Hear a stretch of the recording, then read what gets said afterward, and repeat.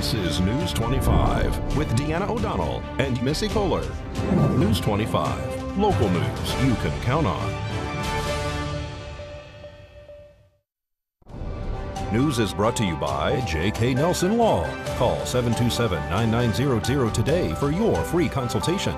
If you need a lawyer, you need Nelson. This segment of the news is brought to you by Silver State Health, bringing quality medical and psychiatric care to Pahrump. Call 775-505-1214 for an appointment. Well, thanks for joining us here on News 25. I'm Deanna O'Donnell. Happy Nevada Day. I'm Missy Kohler. Today is October 30th. Well, an accident on Highway 160 and Mesquite Avenue between a motorcycle and a vehicle sent one person to the hospital. We dispatched a report of a motor vehicle accident involving a car versus motorcycle in the area of Mesquite and Highway 160. As we arrived on location, we found the accident is described. Both the rider was upright, however injured, and the occupant or the driver of the other vehicle claimed no injuries. Our Medic 3 completed a quick patient assessment and transported the patient to the local hospital. It appears that there was a quick cessation of the traffic pattern, and the motorcycle may not have been able to stop in time and struck a vehicle in front of it. Fortunately for us, NHP was immediately on location and observed the accident occur. An accident last night caused major damage to 2 vehicles. Nye County Sheriff's Office deputies, Pahrump Valley Fire and Rescue, and Nevada Highway Patrol were dispatched to a 2-vehicle crash on Highway 160 near Carlton Street in front of the Saddle West. Both vehicles sustained major damage. A witness on scene told News 25 that the people inside the black SUV didn't appear to have headlights on at the time that the accident occurred, and that they had assisted the occupants inside that car. There was a teenager that was put inside one of the Pahrump Valley Fire and Rescue ambulances. The other 2 occupants inside the sedan also received medical treatment on scene. Nevada Highway Patrol is conducting this accident investigation into the cause of this crash. Nye County Sheriff's Office deputies diverted traffic around the accident until the roadway was cleared. A man allegedly tries to steal a cart full of items from Walmart as the store manager gives chase. While sheriff's deputies were on patrol on October 15th, they were flagged down by a Walmart employee saying that a crime had just occurred. Deputies detained Ishmael Jones. Deputies spoke with the victim, a Walmart employee who was visibly upset and shaken and said she had pain in her shoulder and back. The victim stated that while she was working at her assigned station of checking receipts, she noticed a young man approaching her with a cart full of items coming from the main aisle of the store, not from the point of sale area. The victim noticed the items in the cart were not in bags and that he had not passed through the checkout area. The victim attempted to contact the male to check his receipt. As the employee approached the male, he tightened his grip on the cart and allegedly refused to stop and quickened his pace out of the store. In doing so, he allegedly forcefully struck the employee with the front of the cart, knocking her off balance. The male fought to exit the store with the cart still full of unpurchased items. When he could not pull the cart away from the victim, he allegedly reached into the cart and grabbed one of the large boxes and continued to flee. He dropped the box when the store manager gave chase. The manager was able to follow the suspect through the parking lot, and while chasing him, the deputies entered the lot. Deputies were then able to detain and identify the subject as Ishmael Jones. The amount of the items in the cart totaled $551.87. Deputies were able to view store video of the incident, which corroborated the story told by employees. The victim was treated by Pahrump Valley Fire and Rescue on scene, and Jones was arrested for attempted robbery and battery. Thanks so much, Missy. Well, one man is slightly injured and another arrested in an alleged case of battery. On October 18th at about 11:26 p.m., sheriff's deputies were dispatched to an address in Pahrump in reference to a domestic dispute in progress. The reporting party stated that John Hess was beating him and stealing his phone. Dispatch said that they heard a man in the background stating it wasn't true. Upon arrival, deputies were able to gain access to the property through a locked gate and discovered the resident's front door to be opened. Deputies made entry into the home and were then informed by dispatch that Hess was intoxicated, high, and possessed a shotgun. While searching the residence, deputies observed the reporting party lying on the floor in his room smoking a cigarette and learned that Hess had vacated the home. Paramedics were called to the scene to medically evaluate the reporting party. He refused medical help, and as he was disabled, medics helped place him back into bed. Hess was then located walking around the property. When interviewed, he denied any of the allegations and stated that the reporting party usually acts in such ways after drinking. When deputies interviewed the reporting party, he said that he and Hess had gotten into a verbal altercation. Hess pulled him off the bed, causing him to fall to the floor. He said that Hess struck him in the face multiple times and took a knife and cut him across the chest. Deputies did observe 2 superficial scratches on his torso, but no bruising, bleeding, swelling, or other signs of trauma. The reporting party stated that he was in fear for his life and scared that Hess would attack and hurt him again. Deputies informed the victim of the protection order process, and Hess was taken into custody and arrested for battery with a deadly weapon. When we come back, we'll have your Business First brief. Stick around. You're watching News 25, the most recognized and farthest-reaching local news in Nye County. News 25, local news you can count on. Optum Care Network of Nevada, offering Medicare Advantage members more than 3,000 primary and specialty care providers throughout the state. Welcome back to News 25. The Nye County Sheriff's Office is reporting that there is 2 accidents in the area of Highway 372 and Pahrump Valley Boulevard. Traffic is blocked in those directions at this time. There is a report of a robbery in a short foot pursuit that happened in the area. They are unclear at this time if those incidents are related. We'll let you know more about this. You can go onto our local Pahrump Facebook page for any kind of breaking news. And of course, we'll have a complete update on Monday night's newscast. Well, GDP rises to a record high. Exxon plans to cut jobs, and Amazon stuns investors. We are going to speak to Angela Miles now in our business world. Topping our news in the Economy Watch, GDP rose a record 3.1% from July through September, a big rebound after plunging 3.4% when the pandemic first took a serious toll on the economy. The labor market is still in turmoil. 751,000 Americans recently applied for unemployment benefits. Exxon plans to slash 1,900 jobs, mostly in Houston, over the next 2 years. It's the largest staff reduction ever as Exxon struggles to maintain its stock dividend. Turning to big tech earnings, Apple took in revenue of $64 billion, exceeding expectations. However, iPhone sales were down 16%, and Apple did not offer investors a clue about its first quarter forecast. Amazon stunned investors. Amazon's revenue was $96.1 billion. At the end of the year, Amazon predicts revenue will soar above $112 billion. Assistant Director of Public Works Thomas Bowling reported to the Board of County Commissioners regarding projects that have been underway in the county. The light at Homestead 160 is 100% complete, finally. We did not install the second turn lane currently. We will see how the new changes work before we take it a step further and install that second turn lane. They installed new lights in order to get the flashing yellow lights put in. And then they also installed or redid all of the configuration and programming of it to recognize more vehicles in the turn lane and leave the greens longer. The new crosswalk at Postal is still under construction and should be completed the first part of November.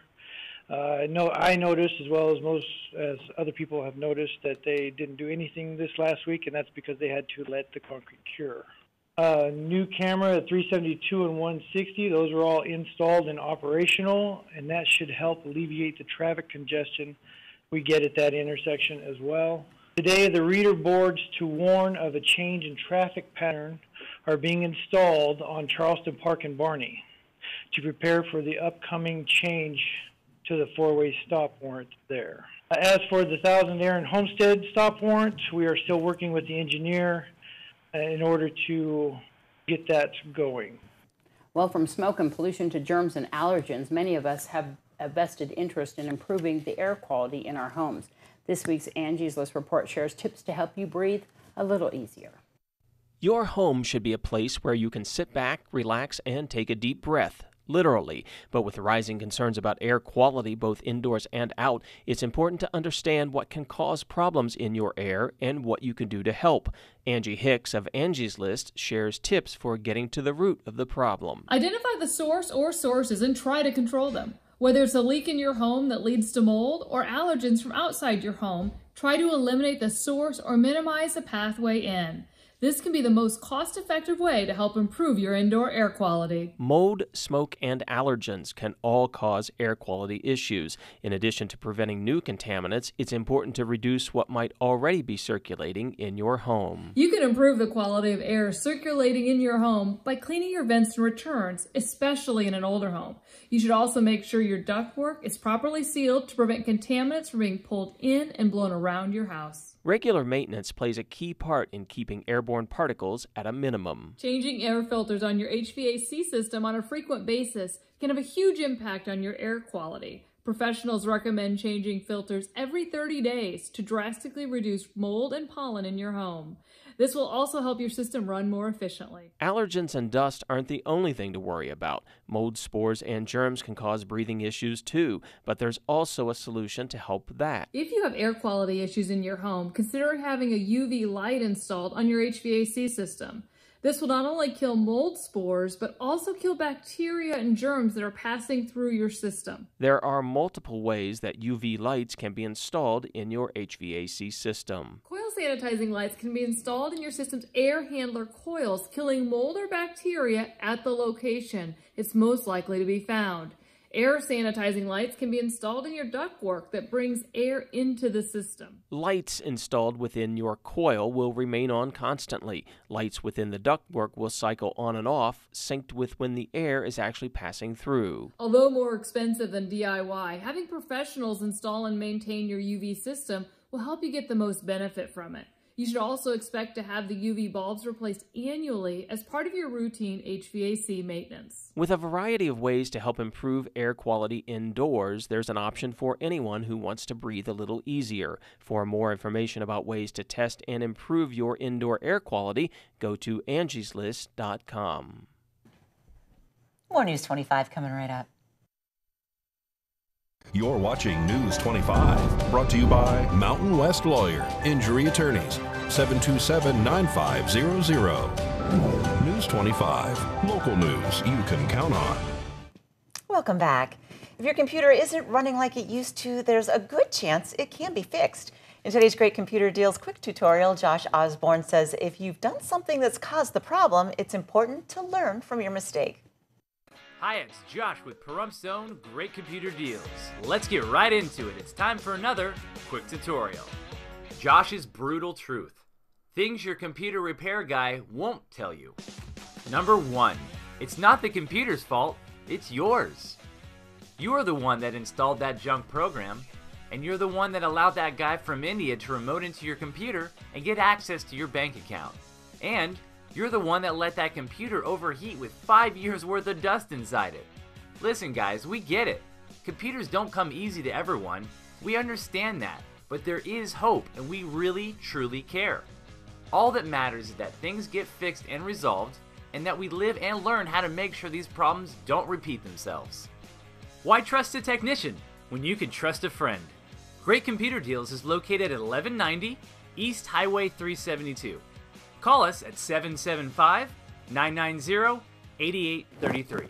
Thanks so much, Josh. Well, as schools make difficult decisions about how to proceed amid COVID-19, one group that is especially affected are student high school athletes. When schools decide not to compete, consequences can be dramatic. At Omaha South in Nebraska, seniors unable to take part in the state track meet say the impact on their college plans is profound. Kim Martinez has the story. My freshman year, I've been thinking about just getting a medal at state, I was like, you know what, senior year is the year I should be able to do it, but they canceled it. Adam Ali is a runner at Omaha South High School, a Title I school serving many minority students. Ali was counting on having a successful track season, and that would lead to money for college. But now there will be no state meet. His school district, like so many others nationwide, made the difficult decision to cancel the fall sports season, including track, due to COVID. For Adam and his teammates, it's been difficult to watch as other schools continue to play sports. I'd be peeking through the windows and just seeing them play again. They have their mask on, the spectators with mask on, just following the orders, the rules. It's like so simple. I don't understand why we still can't play. Jessica Fuertes is a senior this year and a cross-country runner. Her and her mom are both disappointed she will not be able to compete, especially after she spent the summer training at altitude in Colorado. Now she's more than worried that her chances for scholarships are gone. Just having less opportunities, less colleges to look at me at state is going to be disappointing, because other runners are going to be there and they're going to get scouted by some really good colleges, and then there's me going to be outcasted. No one knows me. All over the country, high school athletes are feeling the same deep disappointments. It all boils down to this. If we don't compete in the state meet, coaches are not going to be looking at us. You know, though that's the best of the best. The school's track coach, John Tripp, was among many who tried to appeal the school board's decision. I see some of the other schools with their kids out running and smiles on the face and endorphins flowing, feeling good, and I wish that 1 minute. We could have that opportunity at Omaha South. Some schools are allowing athletics while others are saying no. Unfortunately for these track athletes, that no hurts their college scholarship opportunities and dashes their plans to get a big win for their coach. I really wanted for us, the boys team, to win this state title. I really wanted to dedicate it just to him, because I know that the passion and the work that he puts into us, like it would mean so much to him. Kim Martinez reporting.